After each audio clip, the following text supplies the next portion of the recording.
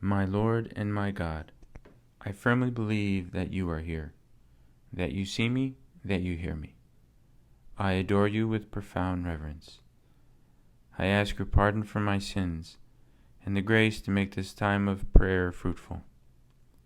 My Immaculate Mother, Saint Joseph, my Father and Lord, my guardian angel, intercede for me. There's somebody I know who comes from a pretty big family. He has several siblings, both older and younger than him. And when he was growing up, just like a lot of us can be, and not only when we're young, but when he was growing up, he was very picky about what he ate, and also quite particular about how things were supposed to be done. And even though he was picky about what he ate, he still had to eat what he was served, just like everybody else. But still, he would complain from time to time and try to find ways not to eat what he didn't like. And they told me that the dining room table that they had a bit of a ledge beneath it. And so occasionally they would find dried spinach and other vegetables that he didn't like that somehow he was able to place there without other people noticing during dinner time. But anyway, so his siblings, being siblings, gave this boy a nickname which I think thankfully did not survive his childhood. In other words, they don't call him this anymore. But when he was a little kid and when he was a little boy, they would call him the Little King because he was picky and he wanted things done his way. Well, we can all have the Little King in us, or the Big King, where we demand things to be done in a certain way.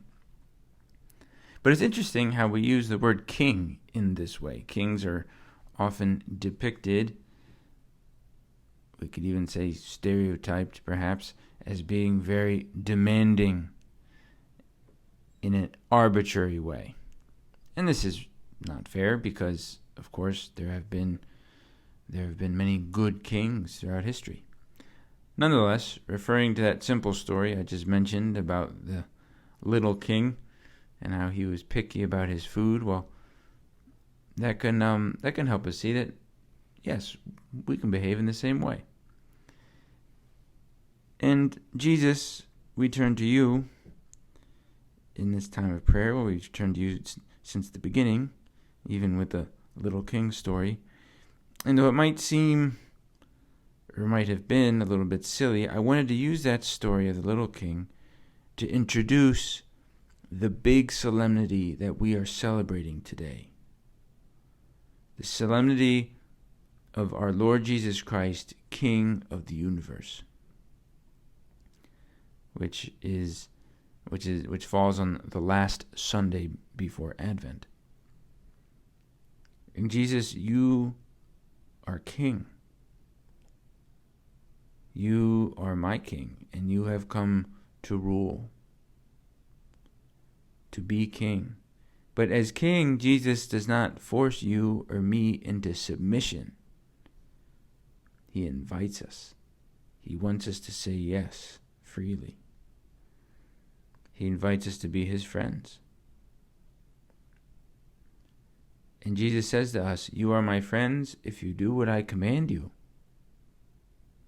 He gives us his commandments. Commandments to love God with all our heart and to love our neighbors ourselves. These are not easy, but he's here to help, to give us his grace, through the sacraments. And he does not make this demand on us based on his own capricious desires, which of course he doesn't have. Capricious desires like those of the little king, who demands ketchup on everything he eats, perhaps, right? No, Jesus makes these demands on us for our own good. Demands which we can say yes to or no to. Of course, there are consequences. There are consequences for saying yes. There are consequences for saying no. And he commands us to do this because he is interested in our happiness. Because serving the King of Kings will make us truly happy. He rules for our benefit, not for his own benefit, not for the benefit of the king. He rules for our benefit, completely devoted to our good. The example of how a king should be. So on this beautiful solemnity, this wonderful feast day of Christ the King, Jesus Christ, Lord and King of the universe, we can ask Jesus, or maybe Jesus asks us, how do you let me reign in your heart? How do you let me rule you? Jesus said, this is my commandment. Love one another as I love you. No one has greater love than this, to lay down one's life for one's friends. To love each other as he loved us. And then he says that the way to love one another is to lay down one's life. And he loved us by dying for us. So that's how he loved us. So the conclusion from that is you and I are here to die for each other, to lay down our life for each other. Someone once said, and this is interesting, someone once said, but of course it's a consequence of what we just said about our Lord, about Jesus. Someone once said, if you want to know if you love the people around you, look at each one and ask, am I willing to die for this person? Would I do it? And of course, each one will have the answer that he or she has. I don't know, but chances are there are going to be some people where you say easily yes, and there are going to be some where you say, I don't think so, or I don't want to.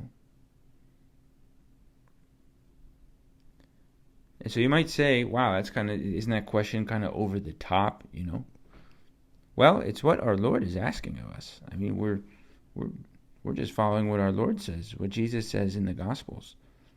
He wants us to have those dispositions in our heart. And whatever he asks of us, he'll give us the grace to do it. So if we were actually specifically called to die for somebody, he's going to give us the grace to do it. And at the same time, we know there are other ways of laying down our lives for each other. Laying down one's life for one's friends. Besides being willing to die for somebody, it also means opting for our friends' preferences when it comes to where to eat dinner or what movie to watch. A willingness to listen even though it's inconvenient. Whether it's to my friend or to someone in my family or to someone I don't even know. That person is also my neighbor.